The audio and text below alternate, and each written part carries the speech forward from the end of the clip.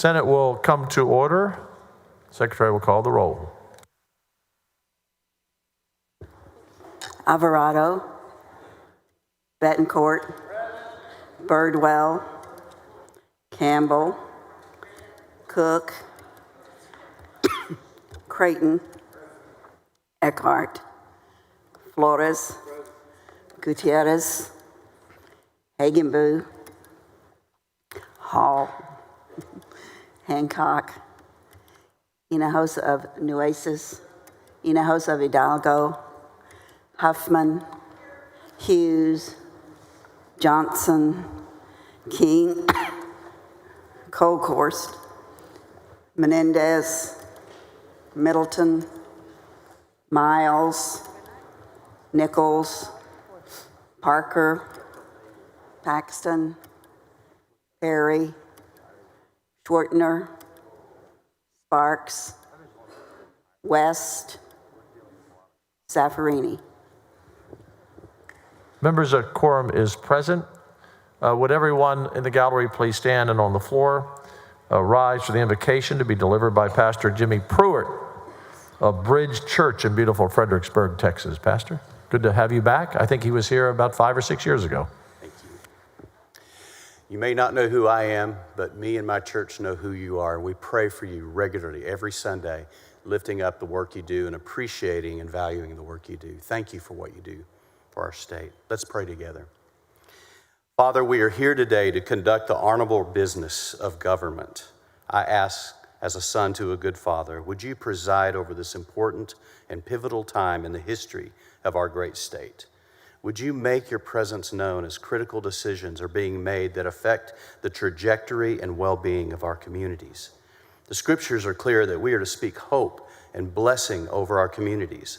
In Proverbs 11:11, we read, "By the blessing of the upright, a city is exalted, but by the wicked, their mouths can destroy it." Father, give us grace to speak life, to speak mercy, and to speak peace over our cities and over our state.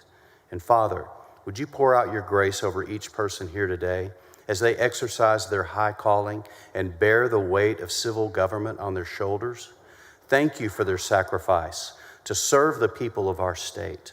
Watch over their families who will miss them during this session season.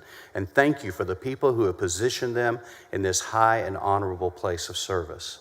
We ask for your wisdom, justice, righteousness, stamina, and the ability to think strategically and act with kindness, fairness, and grace toward one another. And when all is said and done here, we will leave this place trusting that your will and your purposes for the lives of the people we serve will have been done. I pray all these things in the name of Jesus. Amen. Thank you. Thank you very much, Pastor. Good to have you back with us. Don't make it 6 years in between.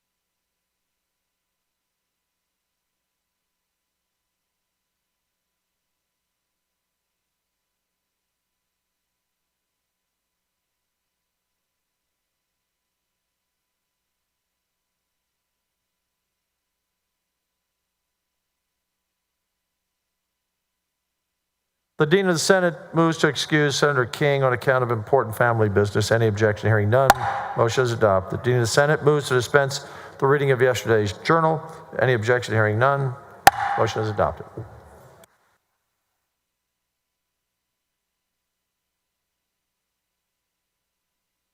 Senator Hinojosa from Hidalgo, introduce the doctor of the day. Thank you, Mr. President, members. Today, I have the honor of introducing the Doctor of the Day, Dr. Orlando Yarritu.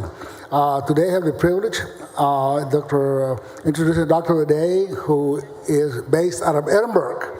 He earned his medical degree from Baylor College of Medicine in 1980 and completed his residency at McAllen Methodist Hospital. Throughout his career of 45 years of practicing medicine, he has been affiliated with the South Texas Health Excuse me, System. Senator, Yes. can we have quiet on the floor? It's very noisy, so we can hear about our Doctor of the Day. Continue. Thank you. Thank you, Mr. President. As I was saying about our Doctor of the Day, Dr. Orlando Yarritu, throughout his career of 45 years, he's been affiliated with the South Texas Health System in Edinburgh, which is part of UHS, Universal Health Systems out of Pennsylvania, and they have a whole system down in South Texas. Please help me welcome Dr. Orlando Yarritu, the Doctor of the Day, to the Texas Senate. Welcome to the Senate, Doc.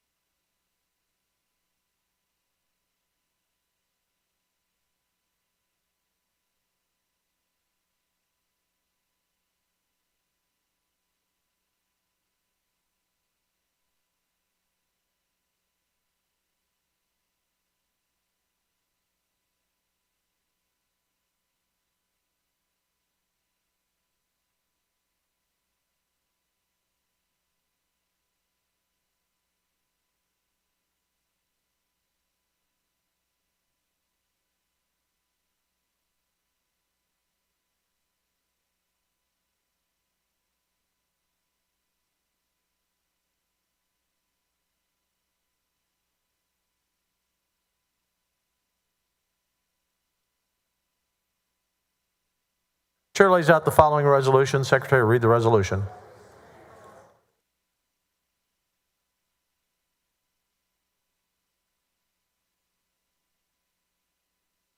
Senate Resolution 260. Senator Zaffarini, you're recognized on your resolution. All right, what's it? Secretary will read the resolution. Senate Resolution 263 by Zaffarini. Whereas the Senate of the State of Texas is pleased to recognize Texas State University on the grand occasion of its 125th anniversary.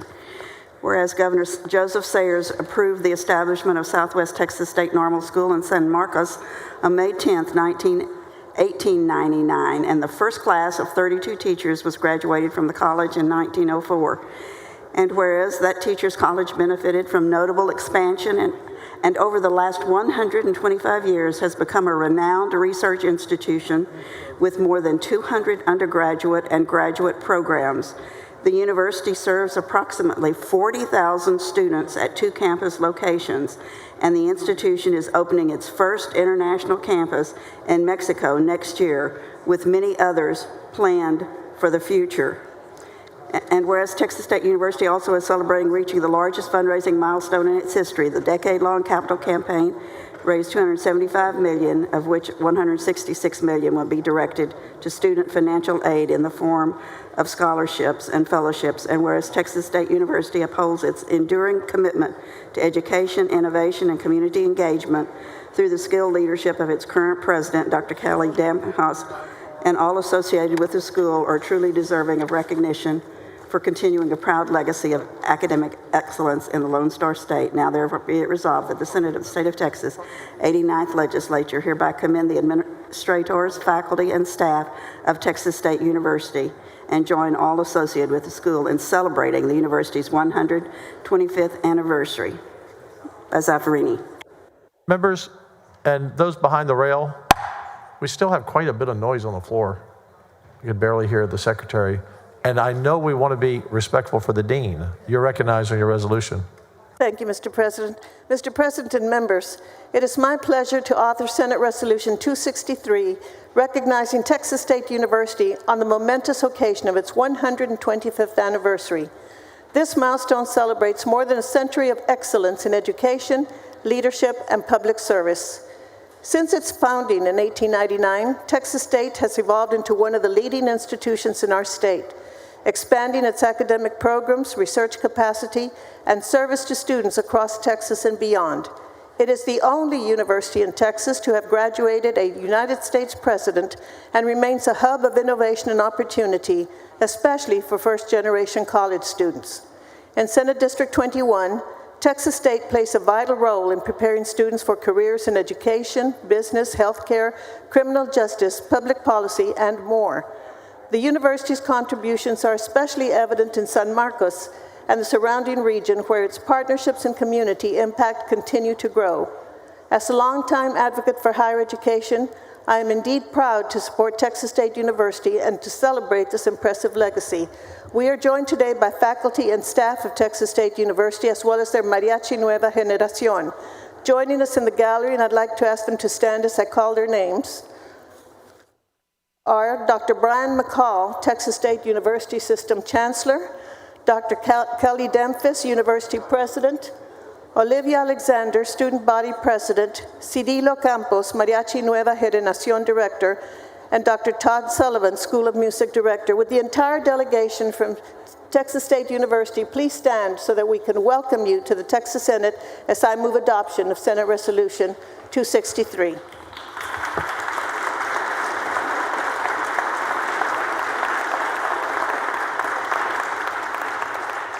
Senator Zaffarini, one of my favorite forms of music is mariachi music. You should have, did they perform while they were at the Capitol anywhere? Did you all perform? You did. Well, sorry I missed it, but I'll catch it next time. You all look sharp, and I just love the music. It's fabulous. So thank you all for coming and being with us. Members,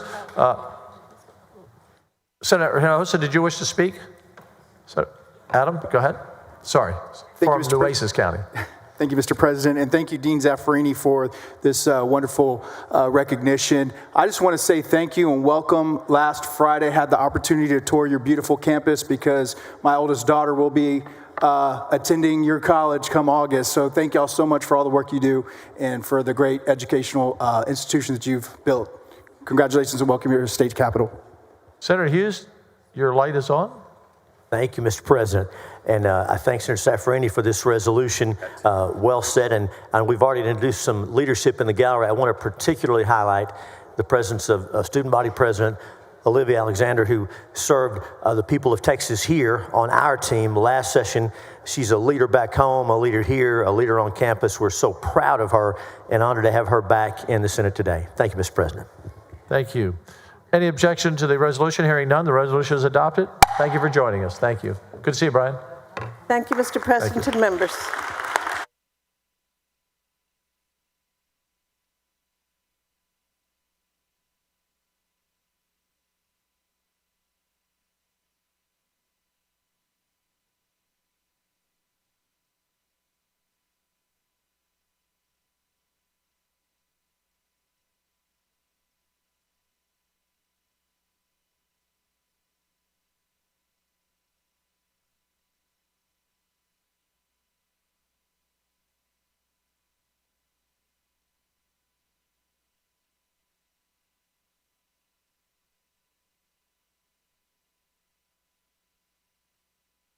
Members, following resolution, Secretary, read the resolution.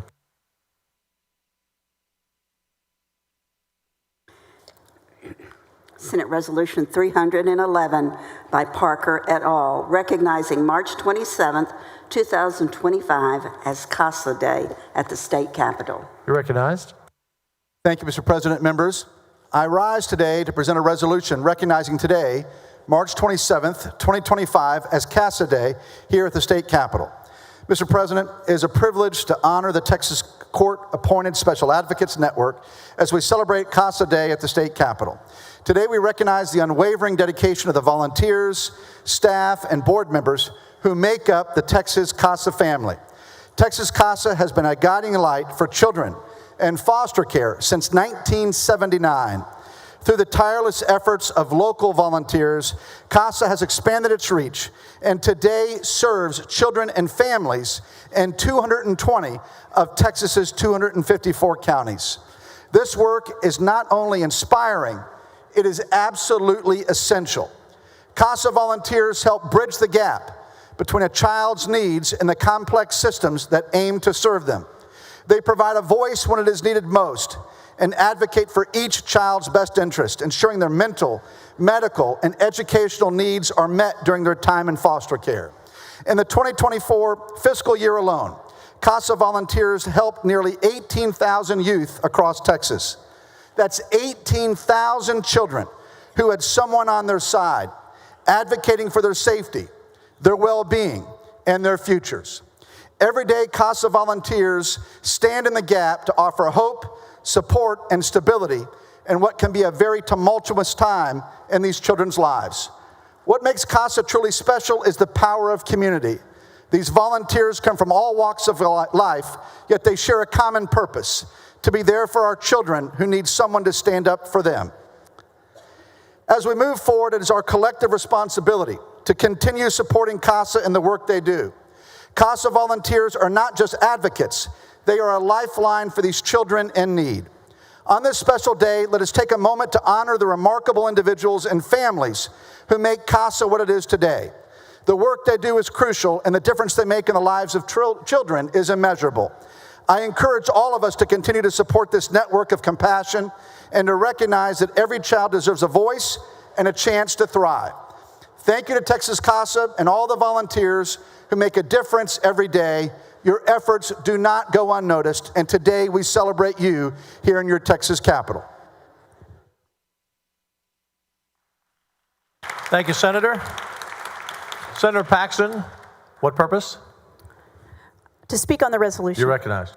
Thank you, Mr. President. Thank you, Senator Parker, for bringing this important resolution to really highlight the important work that CASA does across this great state to protect kids that are in maybe the most dark time of their lives. I met with Dan Powers from Collin County CASA this morning. I don't know if Dan is in the gallery. I know he's meeting with folks today, but the Collin County CASA has really become a model for the country. They have a center where a kid comes at this very dark time and they stay with them. They have worked so hard so that they don't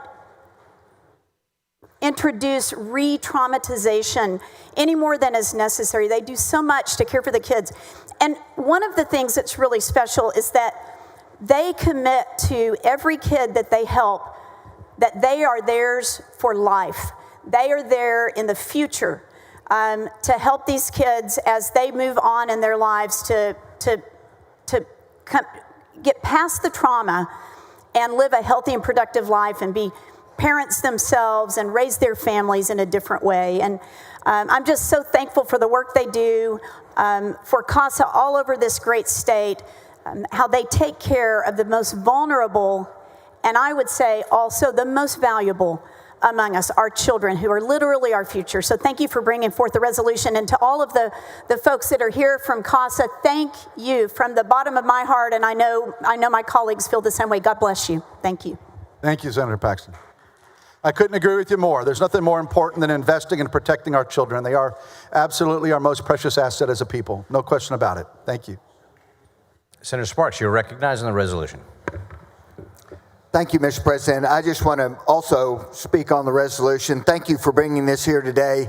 CASA is one of those entities that is the best about our communities. You know, we seem to be losing in a lot of our communities a sense of community and this ideal that our communities are our own responsibility. I tell you, since I've been here, it's surprised me how many things come to this body right here expecting us to solve their problems from the state level. And what I love about CASA and the volunteers that spend so much time and are completely investing their lives in the lives of these children is that they're not expecting us to solve their problems. Those communities, those volunteers know that it's incumbent upon them to be the advocate for the children in their community. And so I just want to say thank you to all the CASA volunteers and the amazing work that they do for our children in this state. Thank you, Senator Sparks. I couldn't agree with you more about the sense of community that CASA drives. And I don't think people understand adequately the amount of time and sacrifice and dedication of those volunteers to be a true CASA advocate. It is an enormous commitment to protect one of these precious kids. Thank you, sir. Senator Hinojosa of Hidalgo, you are recognized on the resolution. Thank you, Mr. President and members, and thank you for bringing forth this resolution 311, Senator Parker. I will tell you that I had to say a thank you to my CASA volunteers in the Rio Grande Valley. They have made such a difference when they go to court and advocate for our children. They save lives and make a difference in terms of direction and providing information to the court. I will tell you this, they seem to be so energized. They are tireless to give it the time to do this type of work. They do it because of the love of children, and they really believe in what they do. Their commitment is very much appreciated. So for me, I just want to thank all the CASA volunteers who work on behalf of our children to provide some representation, advocate for them. The judges welcome them in the court only because they know that the interest, primary interest that they have in their heart is the children they represent. Thank you, sir. Thank you, Senator. And you're exactly right. That you couldn't see, those hearts are so pure in what they're doing and giving back and protecting those kids. So thank you very much, Senator. Senator Menendez, you are recognized on the resolution.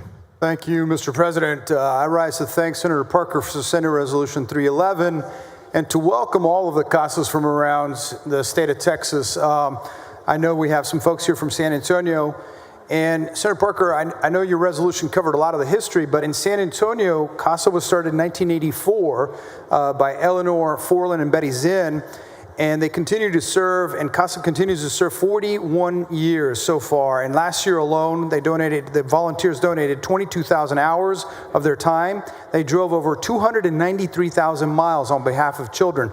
What I love about CASA in San Antonio is that when these children are at some of the darkest times, when they go to CASA, they ensure that they have a safe space for enhanced learning opportunities. They can learn things to read, art, decision-making, cooking, and they still get to be kids. There's a little playground in the back. I invite you to come join us and visit our CASA when you get a chance to come by San Antonio.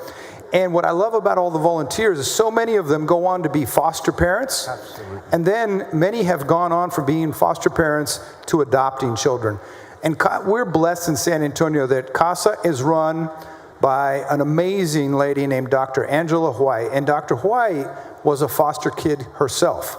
who was later adopted. So she understands what these kids are going through. And so we're blessed, and thank you for bringing this resolution. These advocates are special people to take care of our most precious resource. Thank you, Senator Parker. Thank you, Mr. President. Thank you, Senator. I couldn't agree with you more, and I'd be honored to come see your great CASA operation there in San Antonio in the interim, and supporting more of these kids getting into foster care and then ultimately being permanently adopted, finding permanent homes is what it's all about. And so I love the success that you're having there in San Antonio. Thank you. Senator Kolkhorst, you are recognized on the resolution. Thank you, Mr. President. Thank you, Senator Parker, for bringing this very important resolution and bringing recognition to CASA. I so enjoy working with the volunteers and the input that they give and what they have to say. They're on the, they're in the trenches with these children. I so enjoy going to their fundraisers and being a part of it. And I want to just say, God bless them.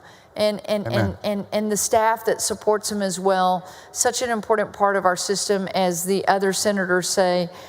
Senator Paxton, these children that just really need some help, and they have that stable, the CASA volunteer. I've heard so many stories where even when, they've stayed with them, they are the only thing that was consistent in their journey. So thank you so much for bringing this recognition to all of our CASA staff out there, but especially our volunteers. Thank you. God bless you. We are grateful for you.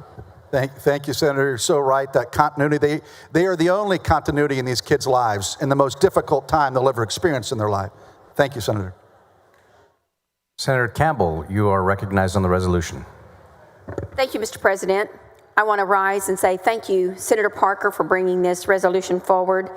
CASA does provide, I agree with everything each senator has said, because CASA does provide high-quality, best interest advocacy for children and youth in the child welfare system.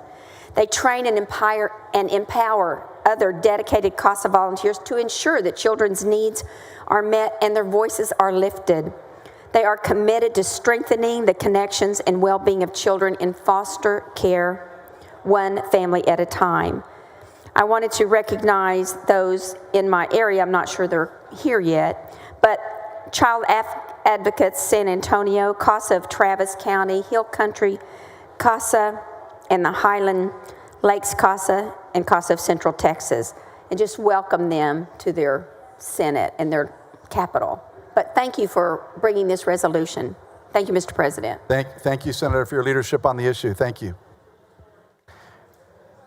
Chair recognizes Senator Parker to close on the resolution. Well, again, members, Mr. President, I want to just thank all of you for your great support. I'd like everyone associated with CASA to stand up that's here today. I know you've been all over the Capitol, and we just want to thank you for all you do.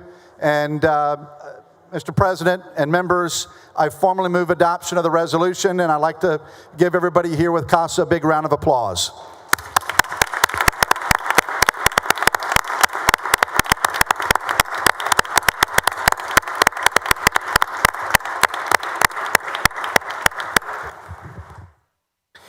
The chair, is there objection to the adoption of the resolution? Hearing none, the chair hears none. The resolution is adopted. Thank you, Mr. President. Members.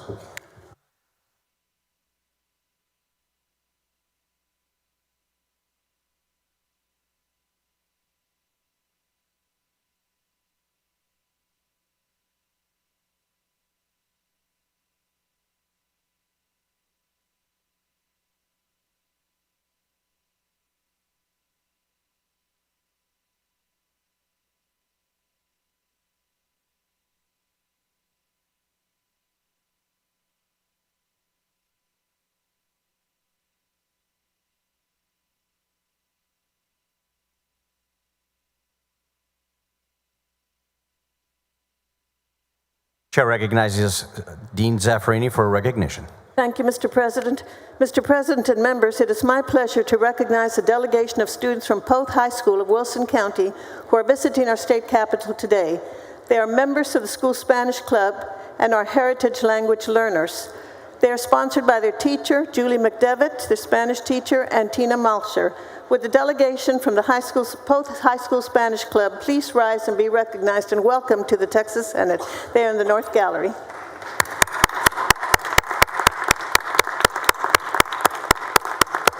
Bienvenidos a su Senado Estatal. Gracias.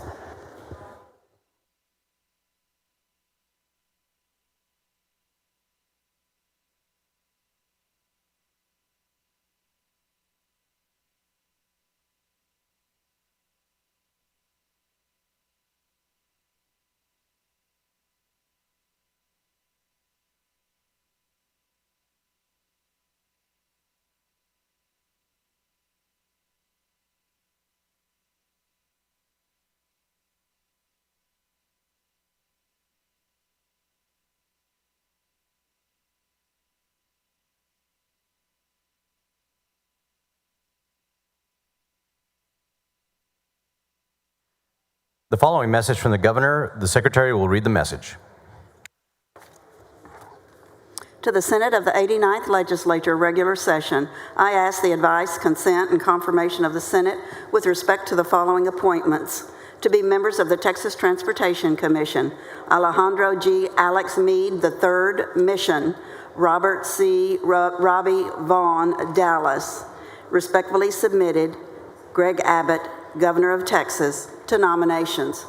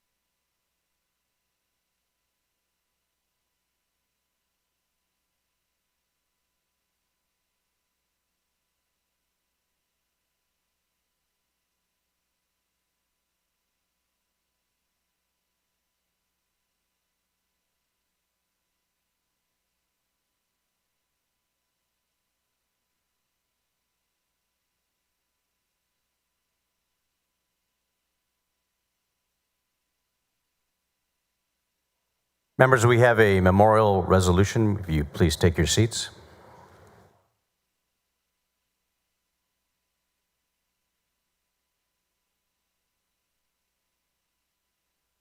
Chair lays out the following resolution. The secretary will read the resolution.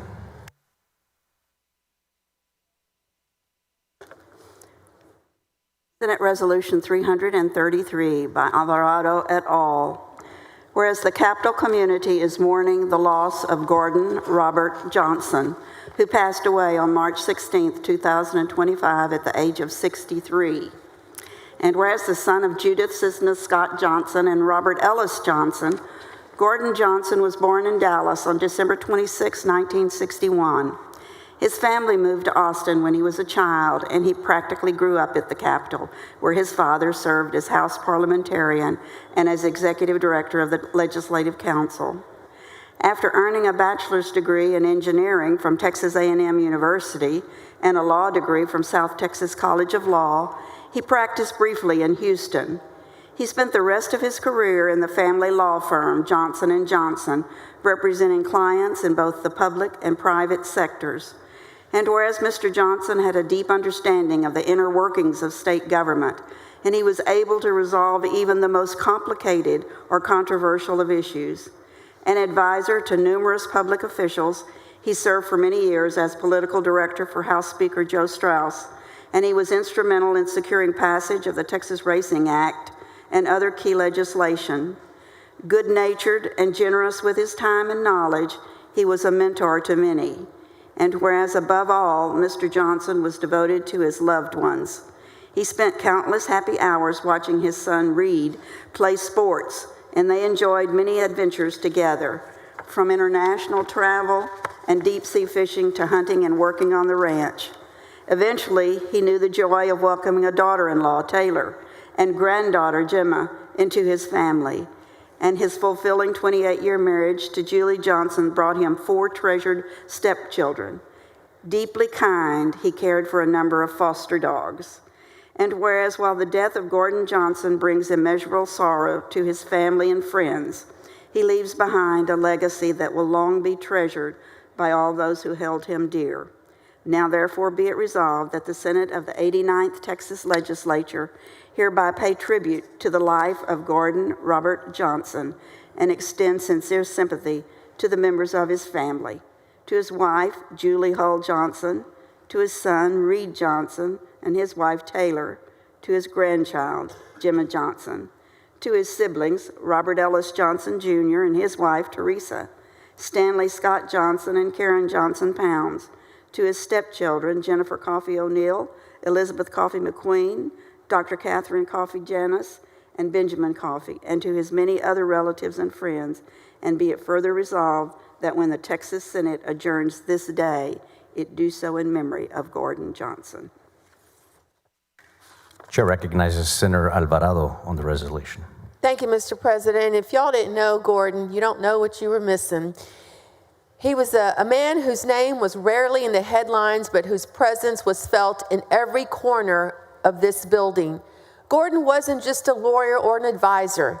He was an institution, a master of procedure, a strategist of uncommon skill, and a steward of the Texas House's traditions and operations for decades.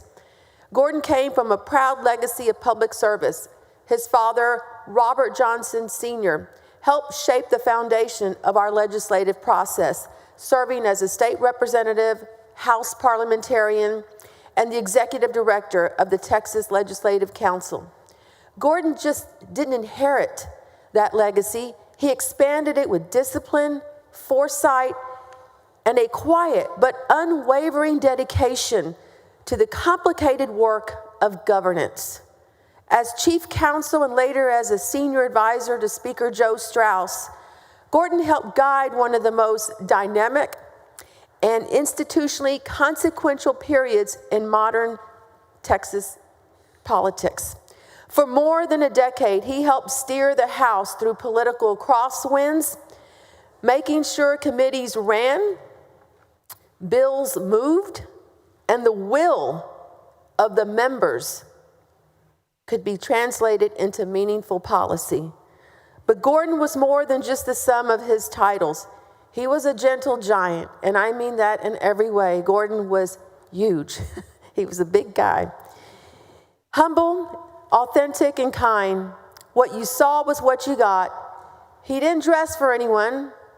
I think he started the trend way before Senator Fetterman and up in D.C. And he didn't pretend to be anything he wasn't. He had no time for pretense, only for people, especially his family. Despite the demands of his career, Gordon always made time for his wife, Julie, and his son, Reed. Reed was his greatest joy in life. Many of you remember seeing him on the floor. He was chief of staff to former Senator Lamantia. Fishing became one of his favorite pastimes, not because of the fish, but because it meant being with his best friend, Reed. Gordon gave honest, no-nonsense feedback, whether you were a freshman trying to learn the rules, learning how to navigate life. He believed deeply in respecting Mother Nature, celebrating his anniversary every year with his wife by planting trees. He didn't talk much about God, but when Julie once asked if he believed, he smiled and said, yes. That quiet confidence, that mustard seed faith tells you everything you needed to know. Every morning, Gordon would get up and say, I'm going to do the Lord's work. And the truth is, he did. Day after day, year after year, he quietly, steadfastly served this institution with principle and with care. In a town where loyalty is often fleeting, Gordon was steadfast. He was loyal to the speaker he served, to the House he loved, and to the process he guarded. He wasn't ideological in the way that's become so common today. He was principled, and his principle was simple: serve the institution, do the work, do it well. He mentored countless staffers earned the trust of members on both sides of the aisle and showed us all that real public service isn't about attention, it's about contribution. There are very few people in this building whose fingerprints are on as many decisions, bills, and lives as Gordon Johnson's, and yet he never asked for the credit. He didn't need the spotlight. He just wanted the work done and done right. So today we reflect on his passing. Let us remember Gordon not just as a brilliant advisor, but as a guardian of the legislative process, a man who gave his heart to this place and made it better for all of us. I know that his wife, Julie, is watching and Reed at home, and we want to remember them today. For those of you who may not know, his very, very dear friend, Mario Martinez, who passed away not too long ago, they were very close, and I'm sure they're up there fishing and looking down on all of us. Rest in peace, Gordon. Thank you for your service to Texas. Thank you for your example. May we carry it forward with respect, humility, and a commitment to the quiet, hard, noble work of governing. Thank you. Senator Menendez, you are recognized on the resolution. Thank you, Mr. President. Thank you, Senator Alvarado. You know, earlier today, Chairman Schwartner brought up the experience, the amount of time many of us have been here. And when you work anywhere, you develop relationships. You interact, you converse, you get to know people. And the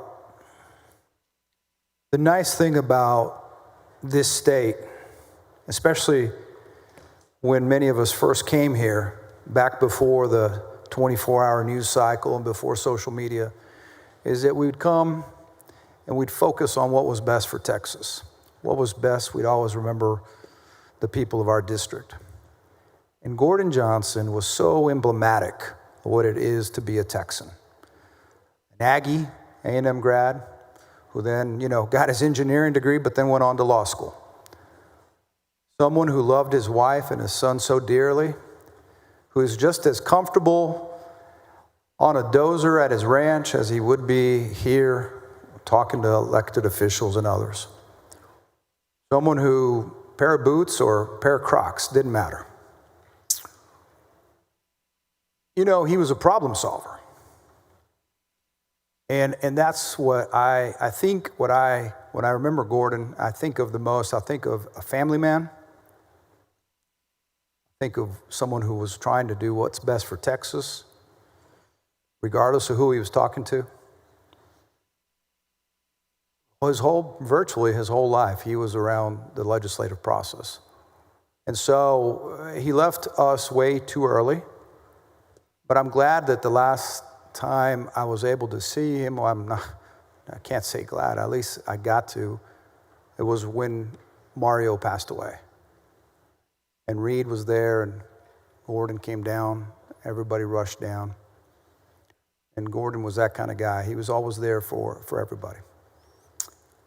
So to Julie and Reed, we're thinking about you. Look forward to giving you all a hug. We all have jobs to do, but some of us find passions and callings. And I think Gordon found his, and obviously a lot had to do with his dad and their legacy. And so, yeah, big stamp. But what I love about it is that it's not wrapped up in a fancy package. It's wrapped up in a real Texan. So, in his memory, thank you for bringing this forward. Thank you, Mr. President. Thank you, members. Senator Kolkhorst, you are recognized on the resolution. Thank you, Mr. President. It's been a long time since I've seen Gordon, but you felt Gordon, because a lot of times when a bill would leave here, you would send it over to the House and say, well, I don't know if that one's going to make it, especially when he was advising Speaker Strauss.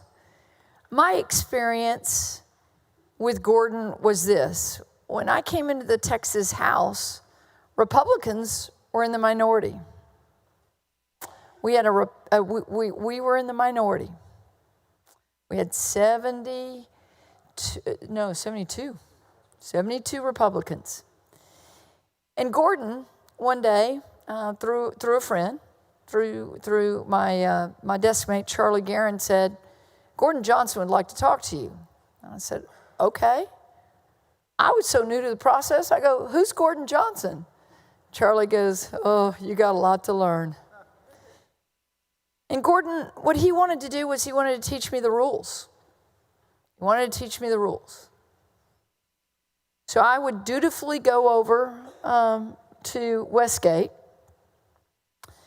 in the afternoon, and we would pull out the House Rules book, and we would go over it. And so when Senator Alvarado talks about knowing the institution, making sure that it can function, that's what Gordon did for me, was he taught me the rules. And I'll never forget one thing that he said to me. He said, you're going to be on the front mic, and the speaker is going to ask, do you yield? And your answer is what? And I said, well, I'm a polite person. That's what my mother raised me to be. I can't imagine not yielding for a question. And he goes, well, this is what you're going to say. Yes, Mr. Speaker, I yield for a question. Because if you just answer it as, yes, I yield, somebody really good at the rules can call you and say, you just yielded the floor. And so it's those little things that I remember about Gordon when I received the news. Now, Gordon and I weren't always on the same side. Not at all. At times I would get infuriated. I would accuse him of being the Speaker of the House. When Joe Straus was elected Speaker of the House, I quite honestly wasn't on Joe Straus's team. I was late. I was very late to that vote. I was supporting someone else. And Gordon did me a favor when he helped do the committee assignments. I always just liked appropriations. I go into the Speaker's office like you do when you're on the losing side of a Speaker's race, and you say, Mr. Speaker, I'm just going to use my seniority pick to stay on appropriations. I'm pretty good at it. I can help craft a pretty good budget. And I got the phone call and said, oh, no. You don't get to hide in appropriations anymore. We're going to make you a chairman, and we're going to make you chairman of public health. Public health? I've never even laid out a bill in public health. Hence began a journey for me. A hard journey, and I was mad about it. But I'm grateful to all the lessons that Gordon Robert Johnson taught me. I'm grateful for the legacy of his family. And I will just say this, while we weren't always on the same side of issues, we were always on the same side of loving Texas. I'm forever grateful for his tutelage, for taking a very young freshman and saying, you're going to learn the rules. You're going to be good at this. God bless you, Gordon. And to his family, we know you're grieving, and we thank you for his long service. Chair recognizes Senator Alvarado to close on the resolution. Thank you, Mr. President. Senator Kolkhorst, you just made me remember when I was a freshman and Speaker Straus, there was the big speaker's race, right? So I was on the early train with that race. And being a part of the leadership team for Straus meant really working closely with Gordon a lot. In fact, it was often joked about that the real speaker's office was at the Westgate. And he mentored me, and you know, being in the minority party wasn't easy, because when I came in, Republicans were in control, but guided me and helped me to be a good and effective leader and to navigate both sides of the aisle and to become a chair of a committee, which was a big thing, to serve on calendars. But it was with his mentoring and his care and his guidance that I was able to do that. So we salute you, Gordon. Thank you. Move adoption. Would all those in favor of the resolution please rise? The resolution is adopted.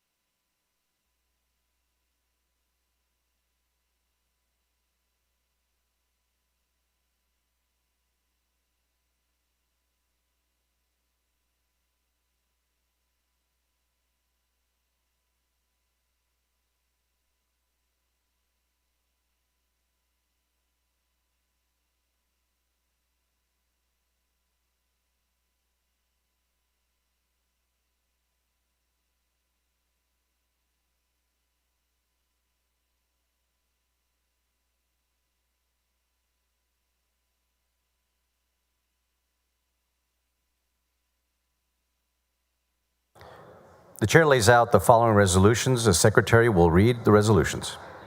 SR 334 by cold course, SR 335 by cold course, SR 336 by cold course, SR 337 by cold course, SR 339 by cold course, and SR 340 by Zaffarini.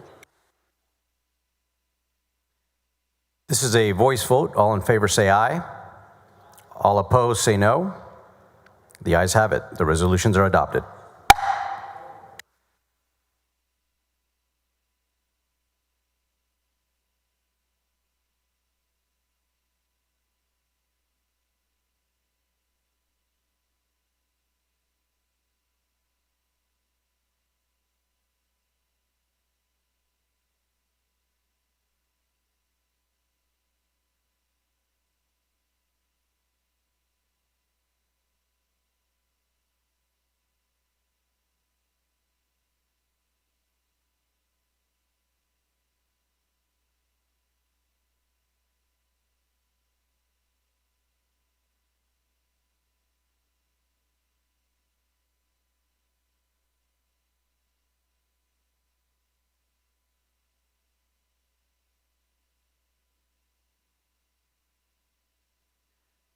Members, if there's no objection, I'd like to postpone the reading and referral of bills and resolutions until the end of the day of today's calendar. Any objection? Hearing no objection, it is so ordered.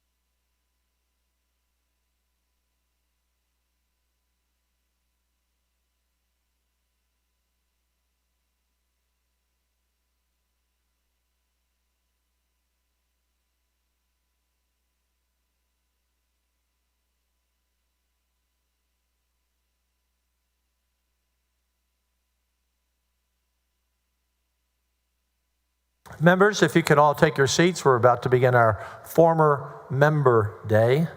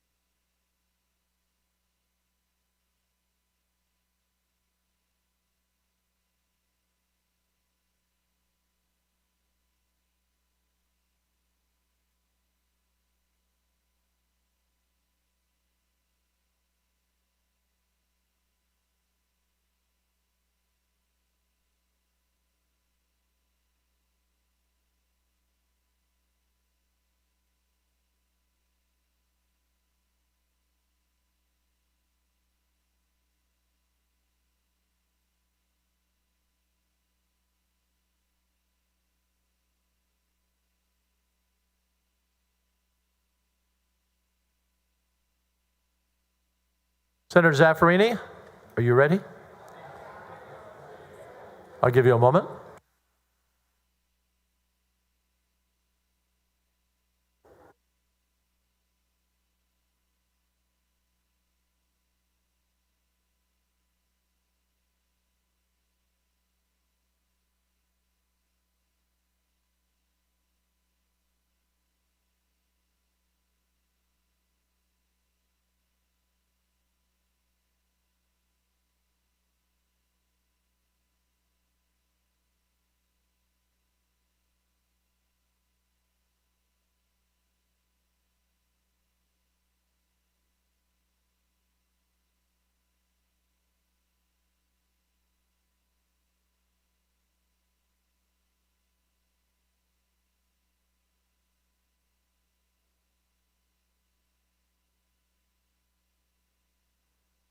Senator Zaffarini is recognized to introduce our former members. Thank you, Mr. President. Mr. President and members, today is Former Members Day, a special day we set aside. Excuse me, members, please take your seats. Members, please take your seats. Thank you. This is a special day we set aside each session to recognize those whose leadership and service helped make the Texas Senate a unique elected body that makes a profound impact on the families we cumulatively represent. As Dean of the Texas Senate, it is my privilege and pleasure to introduce the former Lieutenant Governor and senators who honor us with their presence today. Each of them helped build a legacy of our institution, upholding the traditions of excellence, bipartisanship, and public service that continue to guide our work. Their commitment to the people of Texas and to the principles of representative democracy always will be part of our chamber's proud history. Our honored guests will be introduced in alphabetical order, noting their hometowns during their Senate service and their periods of membership. I know you will join me in extending to them the warmest welcome as they come home to the Texas Senate. We begin with the Honorable Ben Barnes from De Leon, former Lieutenant Governor, who served from 1969 to 1973.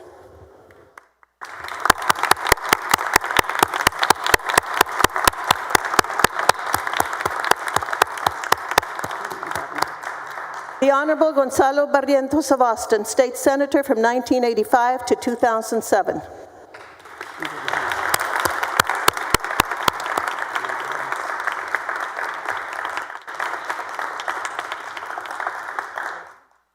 The Honorable David Bernsen from Beaumont, State Senator from 1999 to 2003.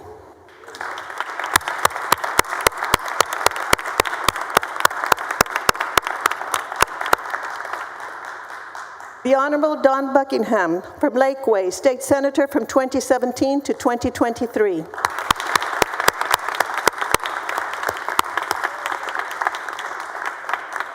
The Honorable David Kane of Dallas, State Senator from 1995 to 2003.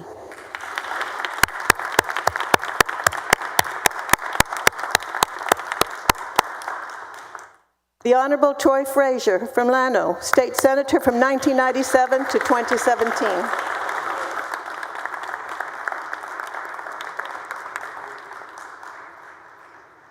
The Honorable Michael Galloway of the Woodlands, State Senator from 1995 to 1999. The Honorable Don Huffines of Dallas, State Senator from 2015 to 2019.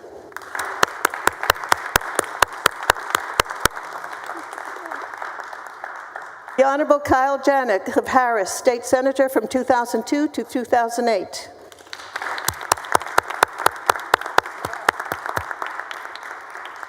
The Honorable Glenn Kothman of San Antonio, State Senator from 1971 to 1987.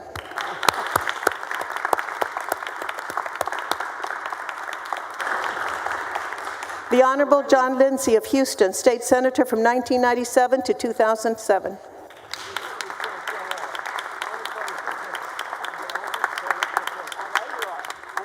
The Honorable Eddie Lucio Jr. of Brownsville, State Senator from 1991 to 2023.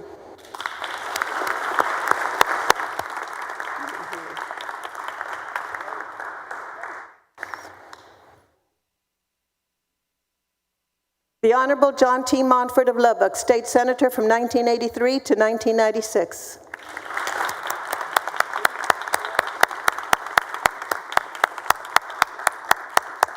Honorable Jay Nelson of Flower Mound, State Senator from 1993 to 2023.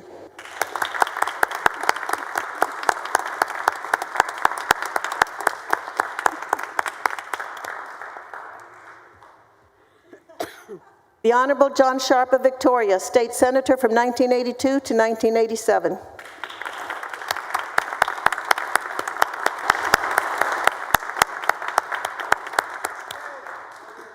The Honorable Dan Shelley of Crosby, State Senator from 1993 to 1995.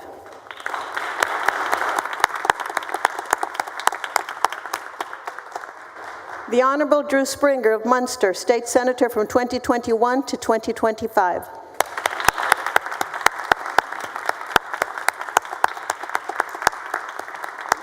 The Honorable Todd Staples of Palestine, State Senator from 2001 to 2007.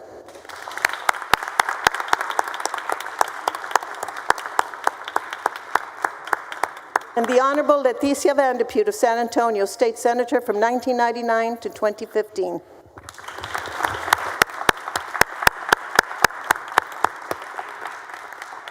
Mr. President and members, that concludes our procession of former members.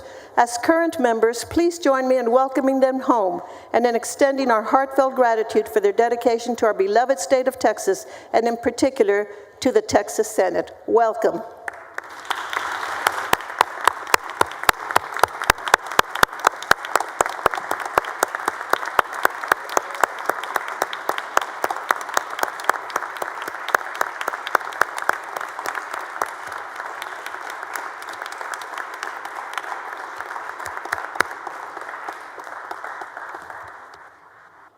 Senator West, members, take your seats, please.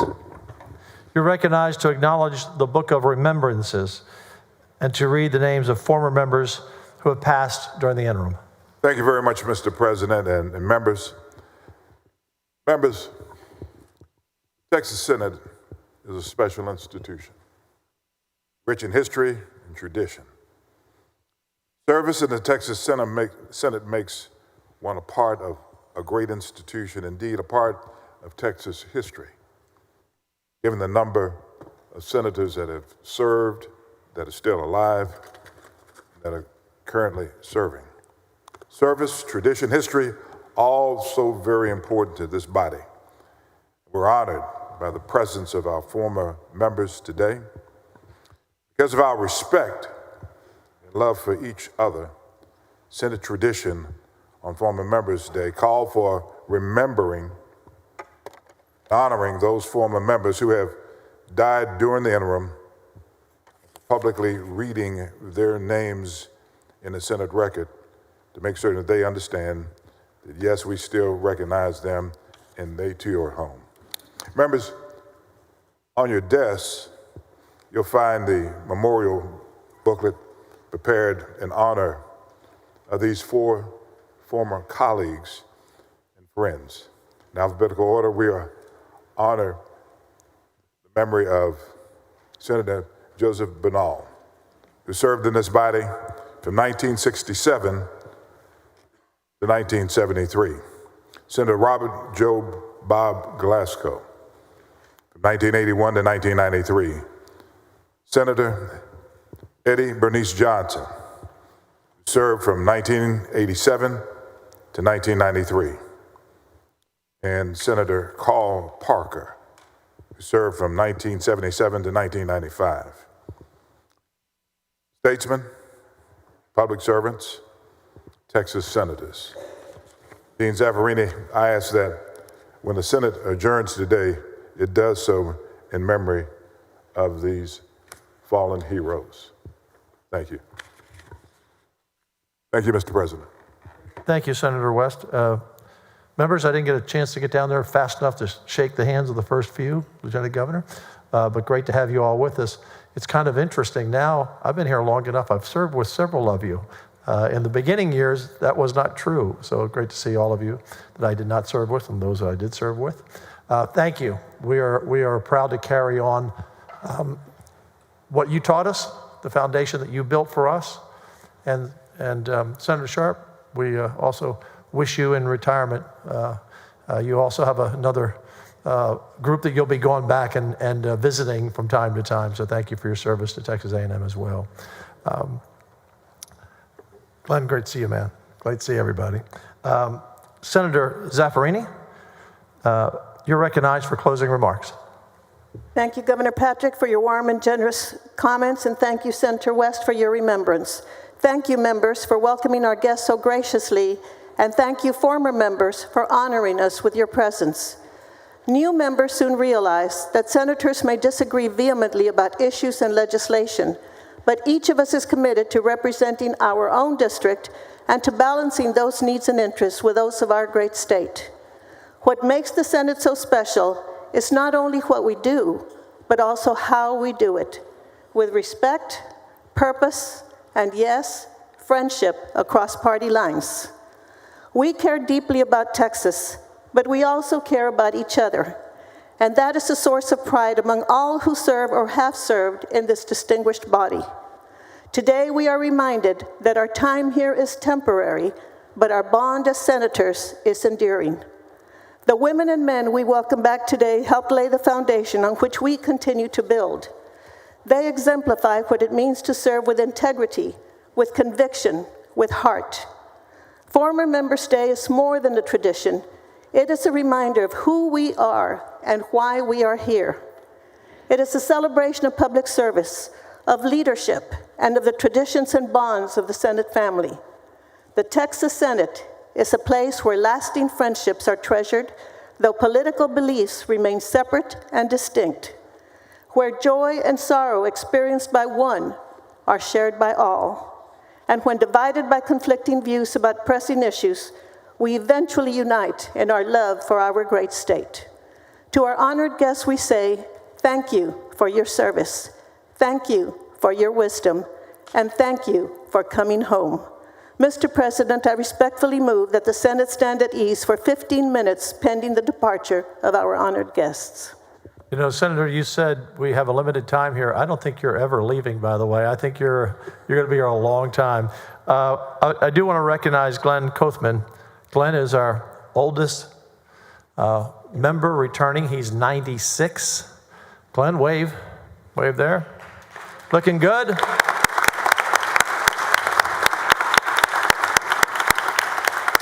Senator Creighton, by my calculation, if I make it that long, I've got 6 more terms here, so I'm feeling really good.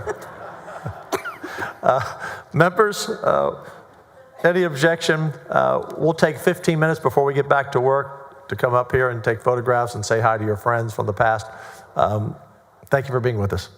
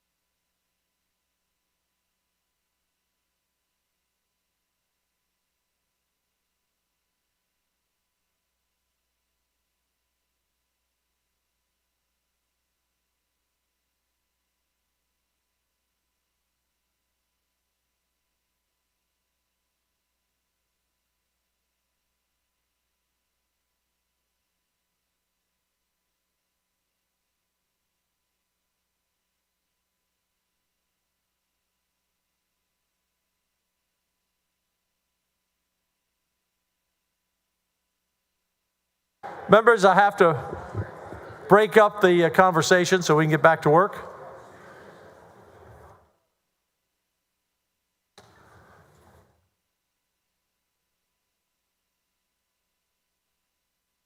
Senator Menendez.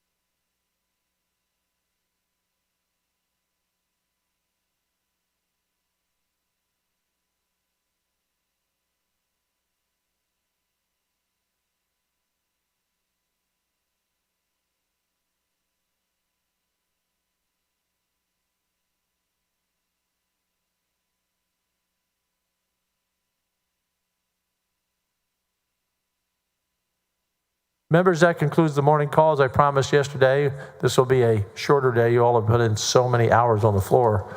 Past, I think we're up over 130 bills. And so if we move fast today, we can maybe finish in 35 or 40 minutes.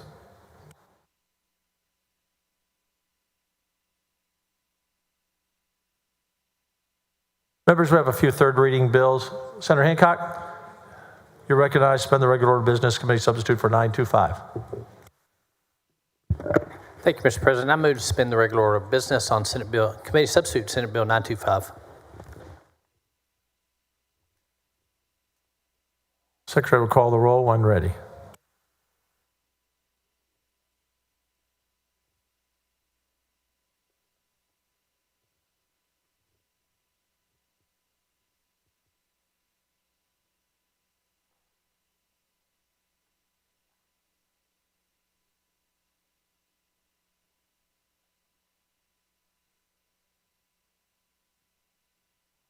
Alvarado, Betancourt, Birdwell.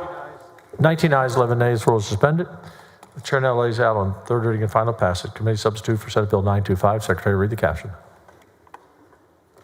Committee substitute Senate Bill 925 relating to certain agreements with collective bargaining organizations related to certain publicly funded public work contracts. You're recognized on final. Thank you, Mr. President. I move final passage. Secretary will call the roll when ready.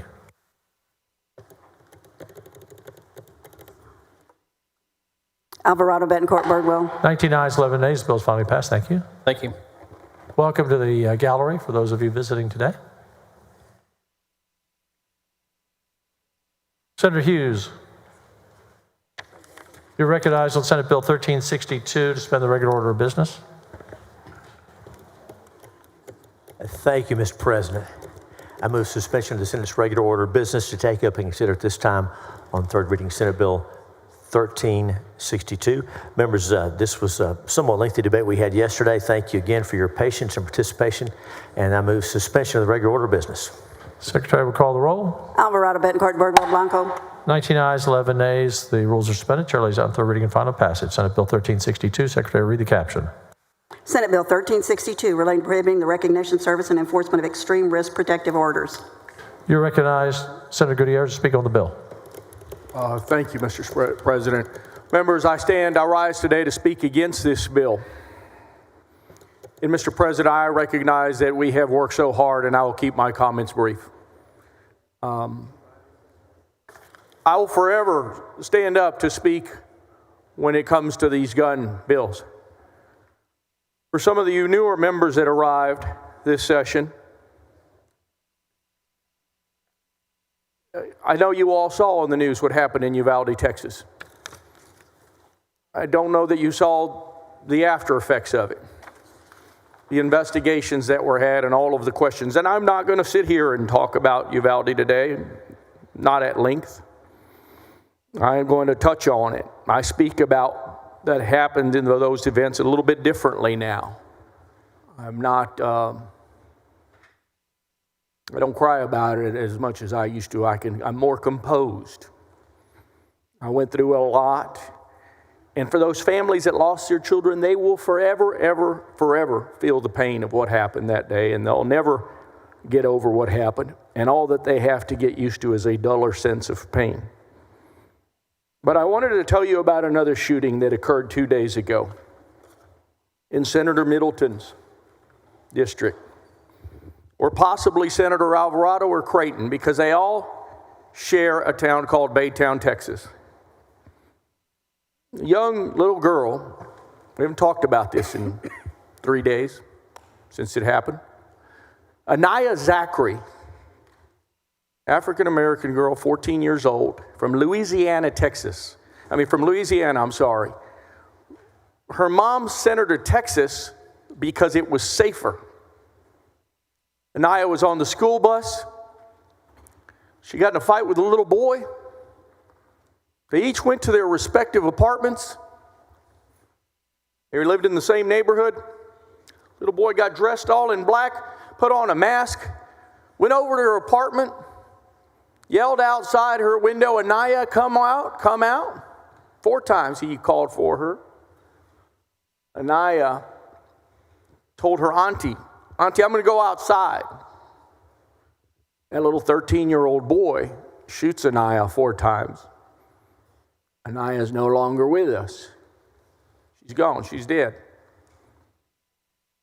Imagine that. They sent her body in a body bag yesterday back to Louisiana. Her mother in Louisiana made the decision to send her to Texas because she thought Texas would be a safer place and a safer community for her kid. That was not the case for young Anaya. I'm going to tell you about another little girl named Layla Salazar. In Uvalde, we call her Layla Legend. She was an amazing little girl. If you look at her Facebook, you see her dancing, and you see all of the joy of what is a young child in the spring of life, ready to take on the world. Layla was another little girl whose parents moved from South Chicago. They have a lot of killings and a lot of shootings. They moved down to Uvalde, Texas, because they said, surely we will be safe here. Layla's no longer with us. She was one of those 19 kids. And you've heard me talk about different kids along the way. You see, I've seen Layla alive in those videos. I've gotten to know her parents very well. They're friends of mine. And the sad part is that I also saw her dead. And so to you members that just got here, don't realize that I've seen hundreds of hours of dead kids. And it affects you. And it affects you. And that's why I stand up here today and talk about these types of bills. Both these 2 little girls and their families were looking to move to a safer place. It is incumbent upon us to create legislation to make our kids safer.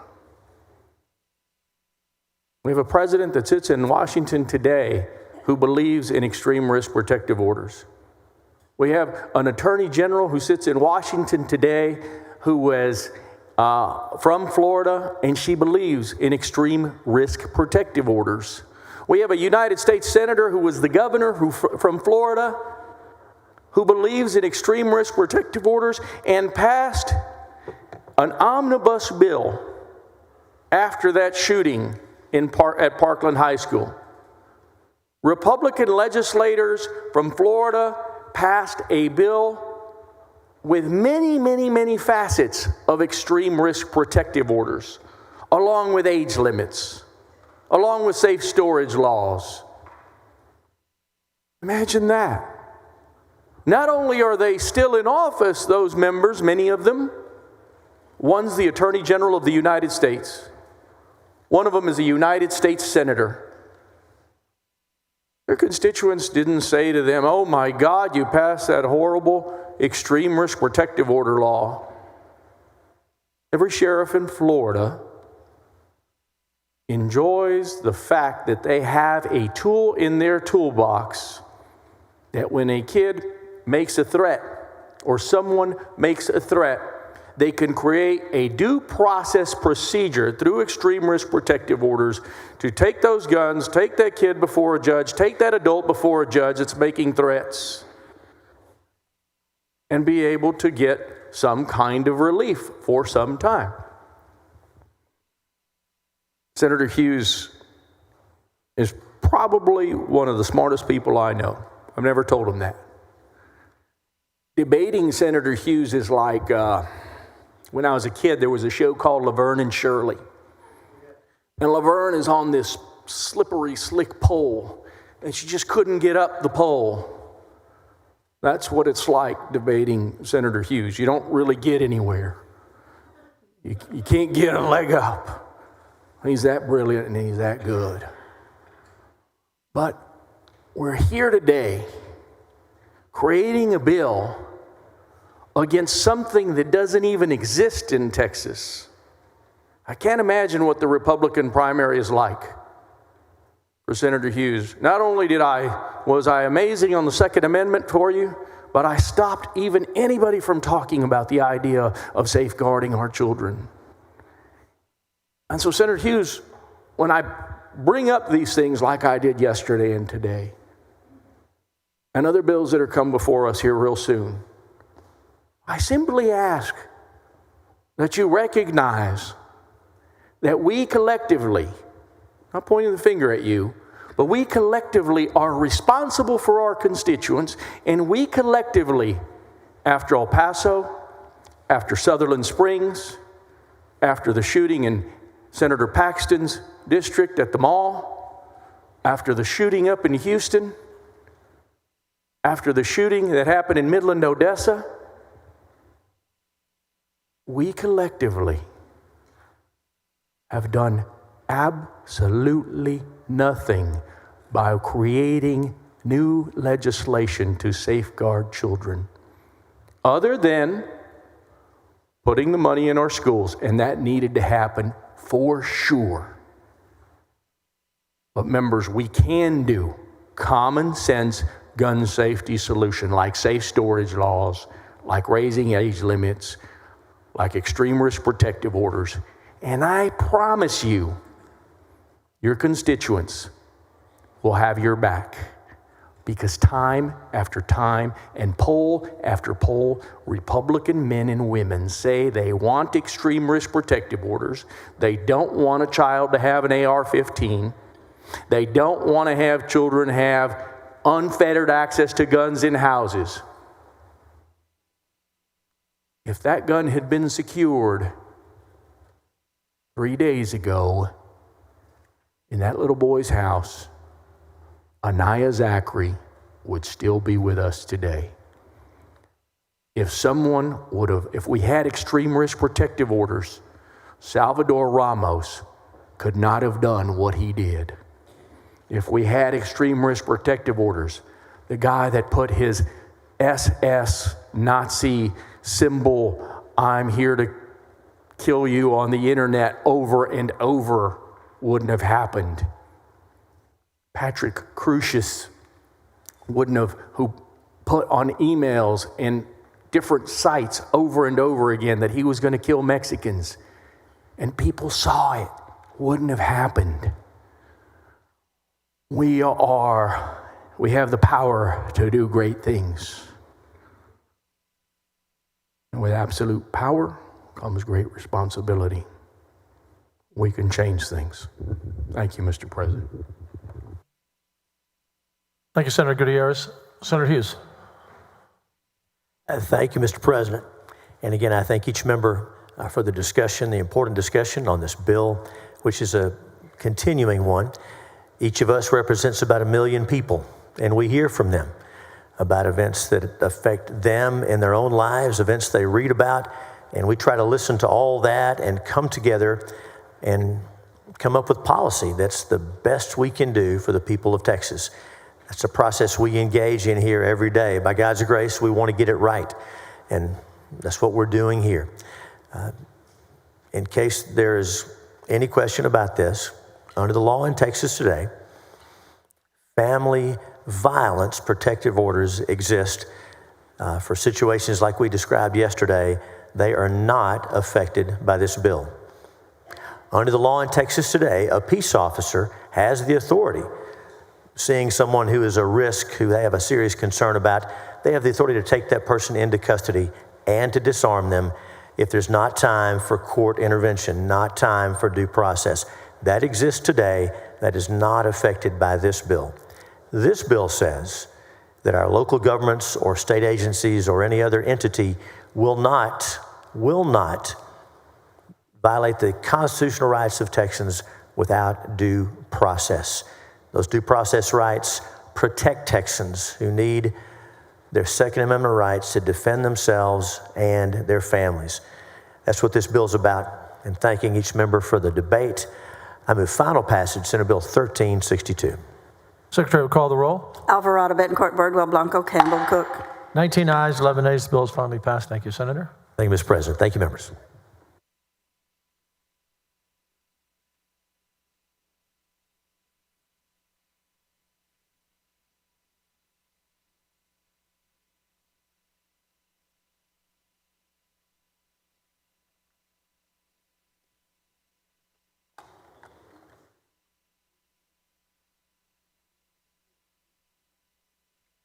Senator Zaffarini, you're recognized to suspend the regular order of business.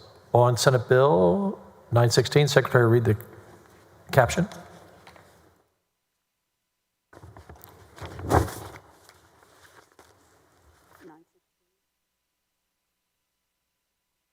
(916) Senate Bill 916 relating to consumer protections against certain medical and healthcare billing by emergency medical services providers. Senator Zaffarini, you're recognized to suspend the regular order of business. Thank you, Mr. President. Mr. President and members, Senate Bill 916 relates to consumer protections against certain medical and healthcare billing by emergency services providers. The bill would ensure the continued protection of patients using municipal ground ambulance services from being charged exorbitant prices. Mr. President, I move suspension.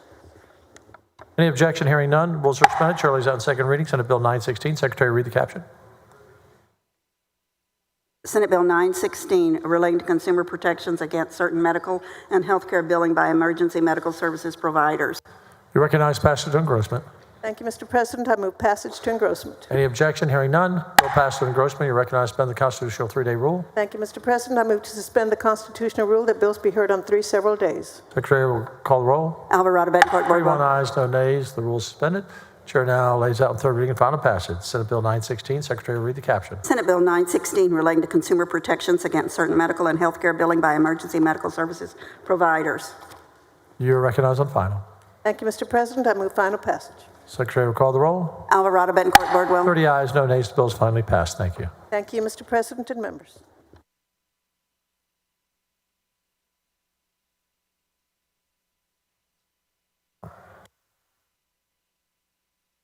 Senator Huffman, you're recognized on Senate Bill 1019 to suspend the regular order of business. Thank you, Mr. President and members. At this time, I move to suspend the regular order of business, take up and consider Senate Bill 1019. Members, the Human Trafficking Omnibus Bill from the 88th raised the age limit for alleged child victims to receive support from an outcry witness in criminal proceedings involving sexual assault and trafficking offenses from 14 years old to a child younger than 18.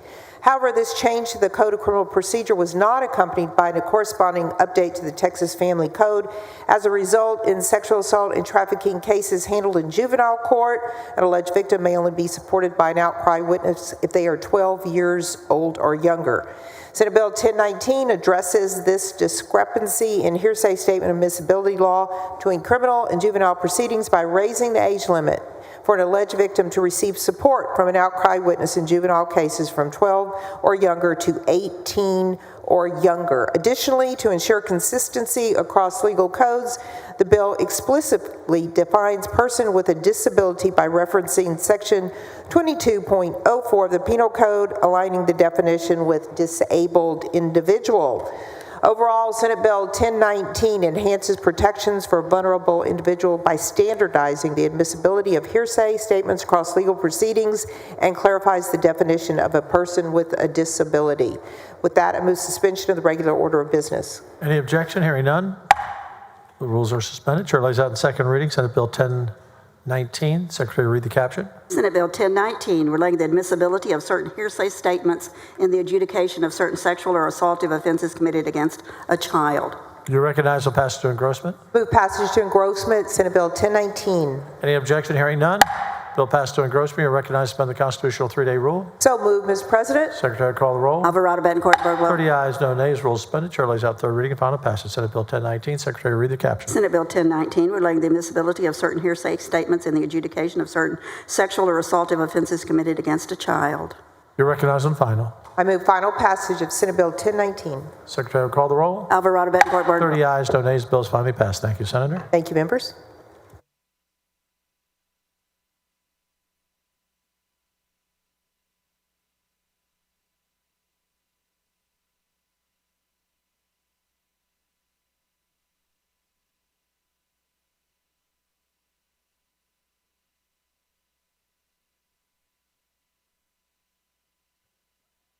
Senator West, you ready?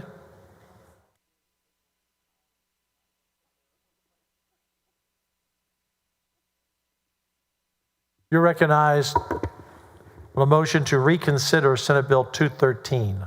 Mr. President, I move to reconsider Committee Substitute Senate Bill 213. Any objection? Hearing none. Anyway. Chair lays out on third reading Senate Bill 213. Secretary, read the caption. Committee substitute Senate Bill 213, relating to prohibiting insurers from requiring the tying of residential property and personal automobile insurance policies. Members, there's an amendment. Secretary, read the amendment. Floor amendment number 1 by West. Senator West. Members, yesterday I forgot to bring this amendment up.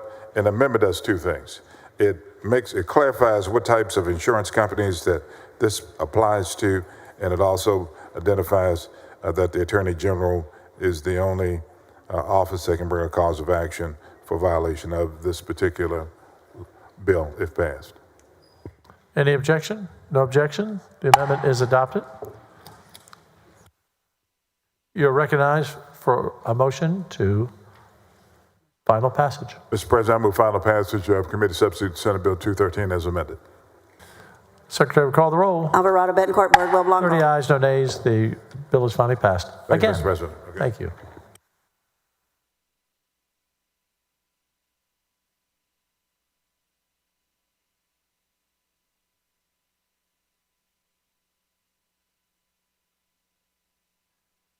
Senator Birdwell, you're recognized. Suspend the regular order of business. Committee substitute for Senate Bill 1146. Thank you, Mr. President. Members, I move to suspend the Senate's regular order of business, take up and consider Senate Bill 1146. Members, Senate Bill 1146 will allow landowners whose land on which an orphaned well exists, as well as operators in good standing who own interest in a current oil and gas lease or mineral estate of a tract of land on which an orphaned well is located, to pay the Railroad Commission or pay a well plugger approved by the Railroad Commission to plug or replug a well without taking on the liability of that well.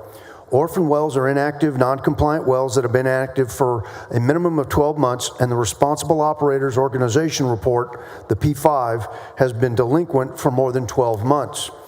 When a well is orphaned, the state assumes the reliability of the well in perpetuity. An operator or landowner whose lease or mineral estate on which an orphaned well is located would have to take on the liability to plug that well, even though they never owned the well and were not responsible for its orphan status. Alternatively, an operator could adopt the well to bring it back into production, though not every orphan well is suitable for that purpose. Aside from the potential environmental hazards and public safety concerns related to the existence of orphan wells, some can also prohibit safe and reliable exploration and production in an area that would otherwise be suitable for production, but for the orphaned well's presence and existence. Allowing these plugging activities to occur without transferring the liability from the state to the operator or landowner will expedite the plugging of certain orphan wells, help increase oil and gas production, and in certain circumstances will reduce the financial burden on the state. I move suspension, Mr. President. Any objection? Hearing none. Rules are suspended. Chair lays out on second reading. Committee substitute for Senate Bill 1146. Secretary, read the caption. Committee substitute, Senate Bill 1146, relating to the plugging or replugging of certain inactive wells subject to the jurisdiction of the Railroad Commission of Texas. You recognize passage to engrossment.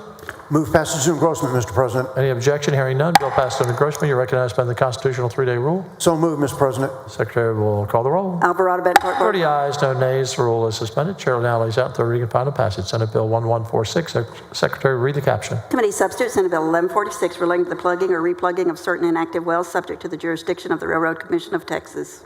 You recognize on final. Move final passage, Mr. President. Secretary will call the roll. Alvarado, Bettencourt, Birdwell. 30 ayes, no nays. The bill is finally passed. Thank you, Mr. President and members.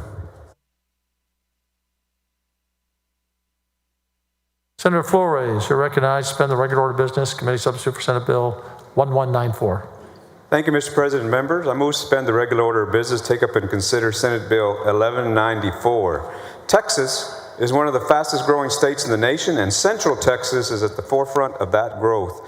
This significant change in population creates increasing concerns surrounding future water supply. For small water entities, accessing state funding to address water supply concerns is difficult, and addressing water supply for an entire region is an impossible task for them to accomplish alone. To put it simply, the water utilities of Bell, Coryell, Falls, and McClellan, also Senator Birdwell's district, lack the ability on their own to fund water supply projects that will secure enough water for generations to come. To address these changes, Senate Bill 1194 establishes a Central Texas Water Alliance to develop water supply, infrastructure, and treatment projects that serve Central Texas, including Fort Cavazos, one of the nation's most important military installations. The bill will allow sponsors of the Alliance to combine their financial resources to pursue projects that would develop, treat, and deliver water to the sponsors, proportionate to the amount of funds that they contribute. As mandated in the bill, all projects must be dedicated to public use and benefit, and will be carried out by a board of directors appointed by the sponsors. The Alliance will also possess the ability to accept grants and loans, such as those offered by the Texas Water Development Board. Members, this bill strictly prohibits the Alliance from imposing an ad valorem tax. In closing, water supply is an issue that touches every single Texan. As a legislature, we must do everything in our power to give our local officials the ability to address the growing uncertainty we all face, whether that be dedicated state funding or enabling our small utilities to address the issue on a regional level. I believe this bill is a step in the right direction for Central Texas, including Fort Cavazos, one of our nation's most important military installations. I move suspension of the Senate's regular order of business. Member Senator Flores moves suspension of the regular order of business. There is objection. Secretary will call the roll. Alvarado, Bettencourt, Birdwell, Blanco, Campbell. There being 27 ayes and 3 nays, the rules are suspended. Chair lays out on second reading. Committee substitute Senate Bill 1194. Secretary will read the caption. Committee substitute Senate Bill 1194, relating to creating the Central Texas Water Alliance. Senator Flores, you're recognized for a motion. Thank you, Mr. President. I move passage to engrossment. Members, Senator Flores moves passage to engrossment. There is objection. Secretary will call the roll. Alvarado, Betancourt, There Birdwell. being 27 ayes and 3 nays, the bill is passed to engrossment. Senator Flores, you're recognized for a motion to suspend the constitutional 3-day rule. So moved, Mr. President. Members, Senator Flores moves suspension of the 3-day rule. Secretary will call the roll. Alvarado, Betancourt, There being Birdwell. 27 ayes and 3 nays, the rule is suspended. Chair lays out on third reading and final passage committee substitute Senate Bill 1194. Secretary will read the caption. Committee substitute Senate Bill 1194 relating to creating the Central Texas Water Alliance. Senator Flores, you're recognized for a motion. Mr. President, I move final passage of Senate Bill 1194, committee substitute, Senate Bill 1194. Members, Senator Flores moves final passage, committee substitute, Senate Bill 1194. Secretary will call the roll. Alvarado, Betancourt, Birdwell, There being Blanco. 27 ayes and 3 nays, the bill is finally passed. Congratulations, Senator Flores. Thank you, Mr. President. Thank you, members.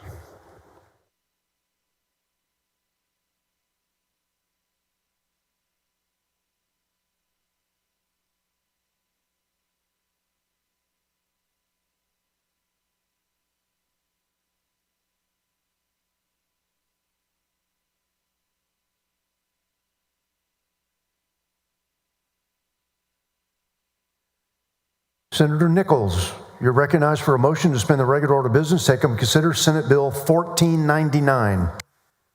Thank you, Mr. President. I move to suspend the Senate's regular order of business on Senate Bill 1499. Members, this will expand the mission of the Financial Crimes Intelligence Center to include payment fraud, ensuring the agency can continue its critical work in protecting Texans from evolving financial crimes.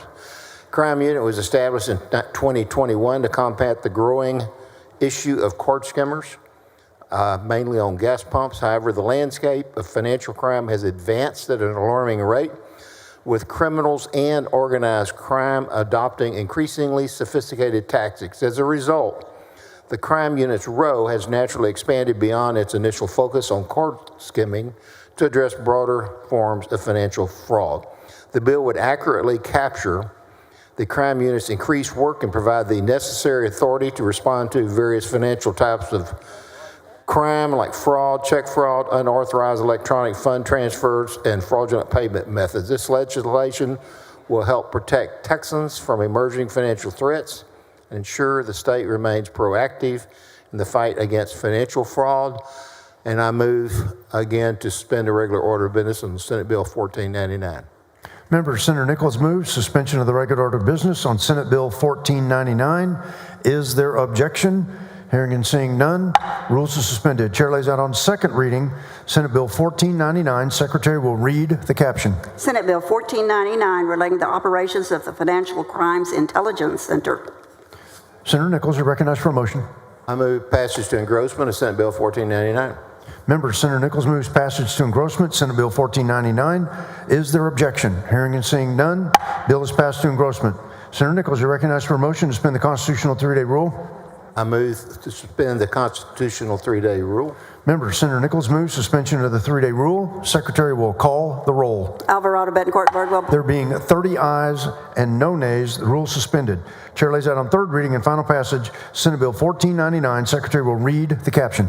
Senate Bill 1499 relating to the operations of the Financial Crimes Intelligence Center. Senator Nichols, you're recognized for a motion. I move final passage of Senate Bill 1499. Members, Senator Nichols moves final passage Senate Bill 1499. Secretary will call the roll. Alvarado, Betancourt, There Birdwell. being 30 ayes and no nays, the bill is finally passed. Congratulations, Senator Nichols. Thank you, Mr. President and members.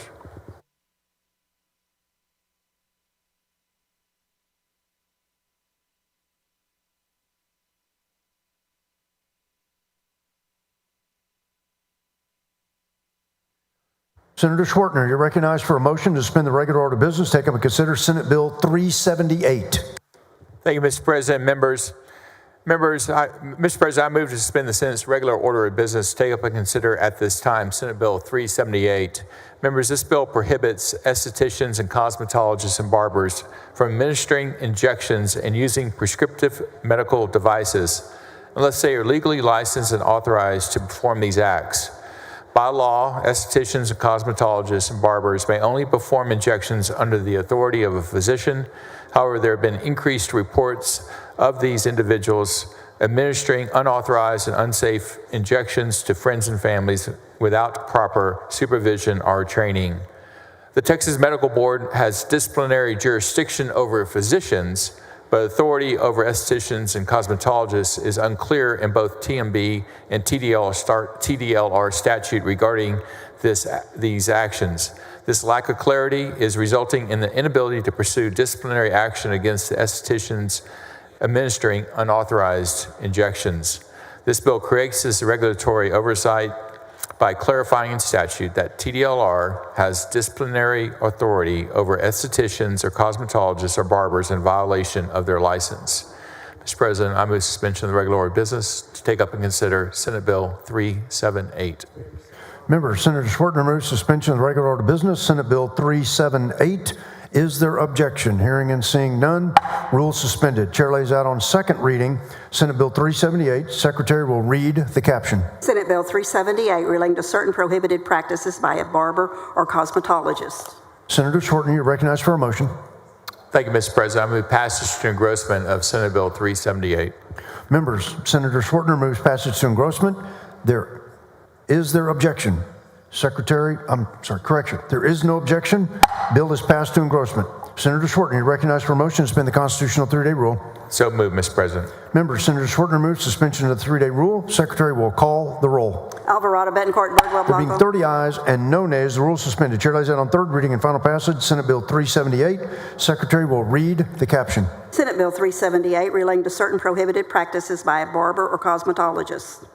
Senator Schwertner, you're recognized for a motion. Thank you, Mr. President. I move final passage of Senate Bill 378. Members, Senator Schwertner moves final passage Senate Bill 378. Secretary will call the roll. Alvarado, Betancourt, Birdwell, There being Blanco. 30 ayes and no nays, the bill is finally passed. Congratulations, Senator Schwertner. Thank you, Mr. President. Thank you, members.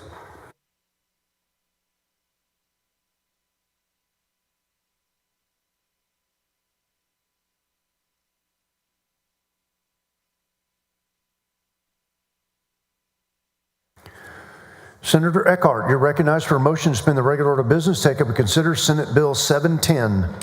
Thank you, Mr. President and members. I move to suspend the Senate's regular order of business to take up and consider at this time Senate Bill 710.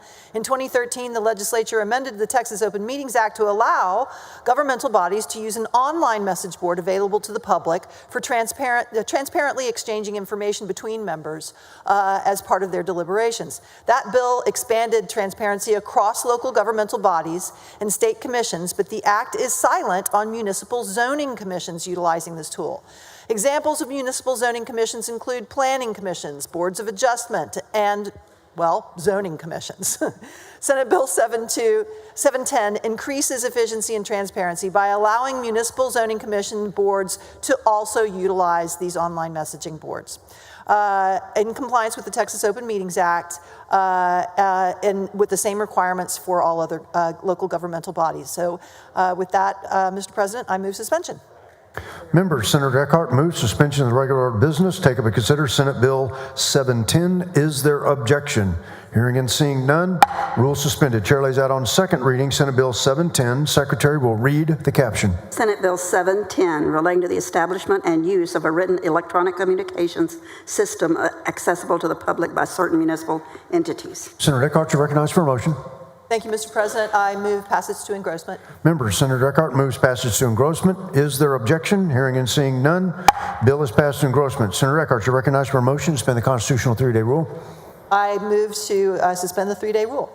Members, Senator Eckhart moves suspension of the 3-day rule. Secretary will call the roll. Alvarado, Betancourt, Birdwell, Blanco. There being 30 ayes and no nays, the rule is suspended. Chair lays out on third reading and final passage Senate Bill 710. Secretary will read the caption. Senate Bill 710 relating to the establishment and use of a written electronic communication system accessible to the public by certain municipal entities. Senator Eckhart, you're recognized for a motion. Thank you, Mr. President. I move final passage. Members, Senator Eckhart moves final passage Senate Bill 710. Secretary will call the roll. Alvarado, Betancourt, Birdwell, Blanco. There being 30 ayes and no nays, the bill is finally passed. Congratulations, Senator Eckhart. Thank you so much, Mr. President, and thank you, members.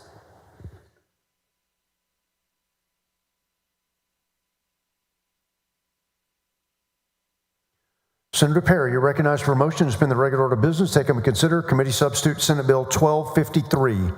Thank you, members. Mr. President, Senate Bill 1253 is a builder impact fee credit for water-efficient appliances and initiatives. Senate Bill 1253 is intended to incentivize the use of more efficient water and wastewater infrastructure appliances in new developments by requiring political subdivisions to provide credits against those impact fees. And to be clear, for intent on this, it is new technologies, new equipment, new information. There is currently initiatives such as low water faucets and low water toilets and some of those kind of things. But this would be something that's innovative and new to the market, and they would be eligible for a credit against the impact fees for that particular development. With that, I move to suspend the regular order of business to hear committee substitute Senate Bill 1253. Members, Senator Perry moves suspension of the regular order of business on committee substitute Senate Bill 1253. Is there objection? Hearing and seeing none, rules suspended. Chair lays out on second reading committee substitute Senate Bill 1253. Secretary will read the caption. Committee substitute Senate Bill 1253, relating to the provision by a political subdivision of credits against impact fees to builders and developers for certain water conservation and reuse projects. Senator Perry, recognized for a motion. Move passage and engrossment. Members, Senator Perry moves passage to engrossment. Committee substitute Senate Bill 1253. Is there objection? Hearing and seeing none, bill is passed to engrossment. Senator Perry, you recognized for a motion to suspend the constitutional 3-day rule. Move to suspend the constitutional 3-day rule. Members, Senator Perry moves suspension of the 3-day rule. Secretary will call the roll. Alvarado, Betancourt, Birdwell, Blanco. There being 30 ayes and no nays, the rule is suspended. Chair lays out on third reading and final passage committee substitute Senate Bill 1253. Secretary will read the caption. Committee substitute Senate Bill 1253, relating to provision by a political subdivision of credits against impact fees to builders and developers for certain water conservation and reuse projects. Senator Perry, you recognized for a motion. Move final passage committee substitute Senate Bill 1253. Members, Senator Perry moves final passage committee substitute Senate Bill 1253. Secretary will call the roll. Alvarado, Betancourt, Birdwell, There being 30 ayes and no nays, the bill is finally passed. Congratulations, Senator Perry.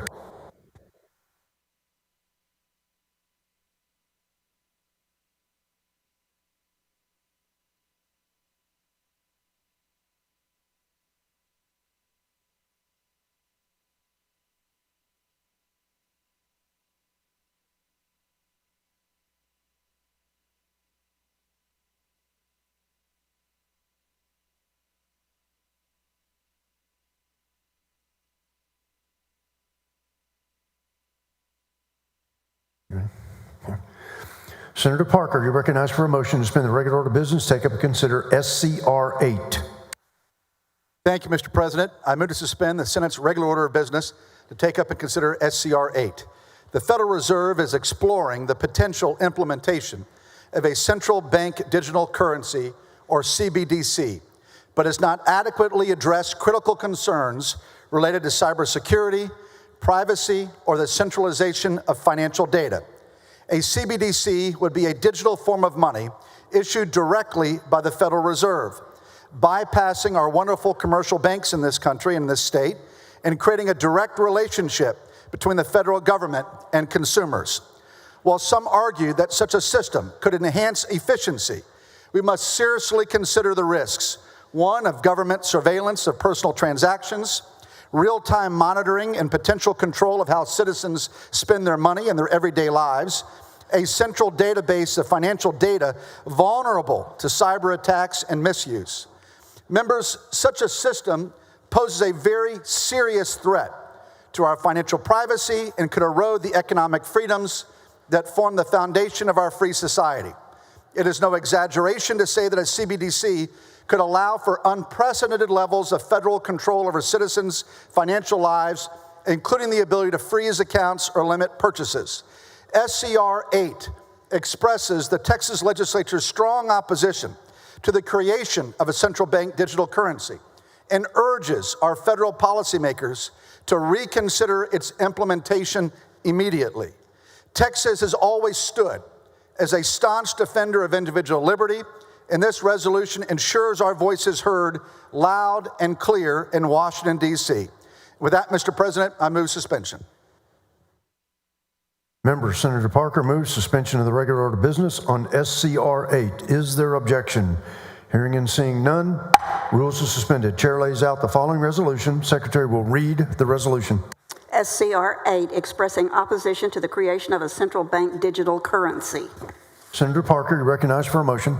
Thank you again, Mr. President, members, for understanding the seriousness of what we're addressing here and the importance of stopping a CBDC from being implemented in this country. Mr. President, I move adoption. Members, Senator Parker moves adoption of the resolution. Secretary will call the roll. Alvarado, Betancourt, Birdwell, Blanco. There being 30 ayes and no nays, the resolution is adopted. Congratulations, Thank you, Senator Mr. Parker. President, members.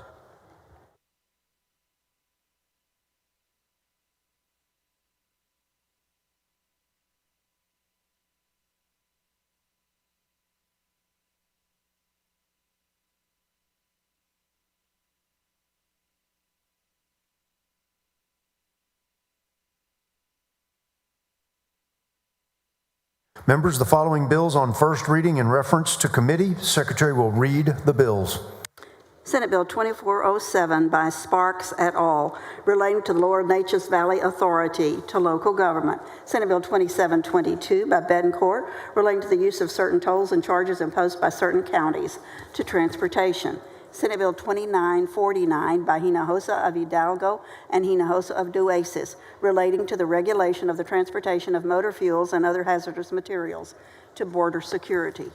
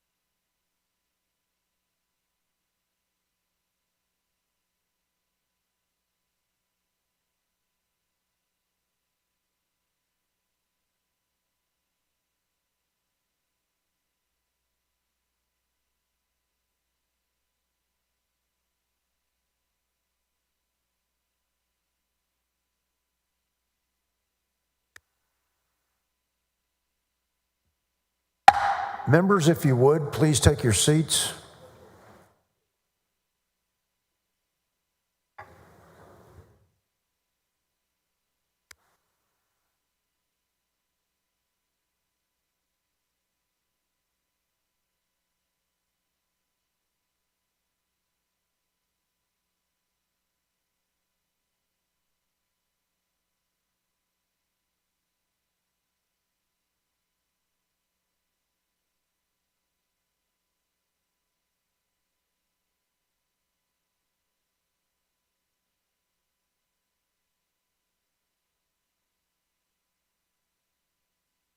Senator Gutierrez, you're recognized for a memorial acknowledgement. Well, thank you, Mr. Speaker, members. And listen, we've all had a long week and we've worked really hard. And I thank you, Mr. President, I think I said Mr. Speaker earlier, but thank you, Mr. President, for giving me this moment. I mentioned this little girl earlier. I don't know Anaya Zachary. I don't know her mother, her mama who lives in Louisiana. I just thought that this young lady lived in a poor ward near Houston, in Baytown, near Houston. And I wanted to acknowledge her here in the Texas Senate. And so, Mr. President, if we could just have a moment of silence for Anaya Zachary, who died way too young a few days ago in such a horrible manner. Thank you, Senator Gutierrez. For those in the gallery, on the floor, members, please a moment of silence for Mr. Zachary.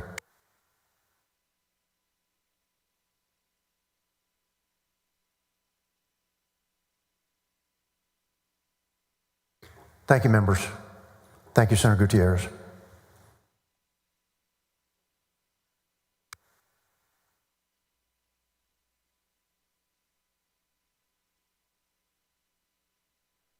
Members, the President's desk is clear. Are there any announcements? Senator Hughes, you're recognized. Thank you, Mr. President. I would like to announce that the Committee on State Affairs will resume its meeting, which began this morning. We will resume at 1:15 here in the Senate chamber. So Committee on State Affairs will resume its already posted meeting 1:15 here in the Senate chamber. Thank you, Mr. President. Thank you, Senator Hughes. Senator Schwartner, you're recognized.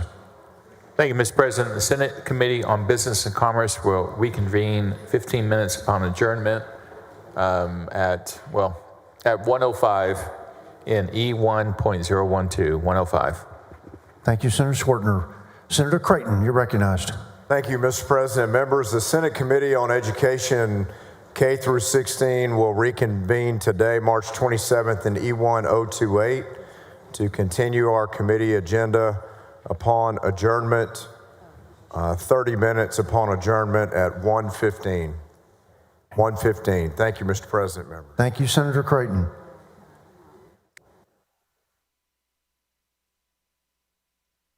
Senator Kolkhorst, you're recognized. Thank you, Mr. President. The Senate Health and Human Services Committee will meet in the press room, the Senate press room, at 1 p.m. today to conduct a formal meeting and voting. Thank you. Thank you, Senator Kolkhorst.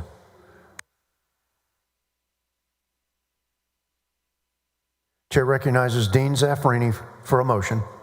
Thank you, Mr. President. I move that the Senate recess until 2 p.m. Monday, March 31st. Members, you've heard the motion from the Dean. Is there objection? Hearing and seeing none, Senate stands in recess until 2 p.m. Monday, March 31st.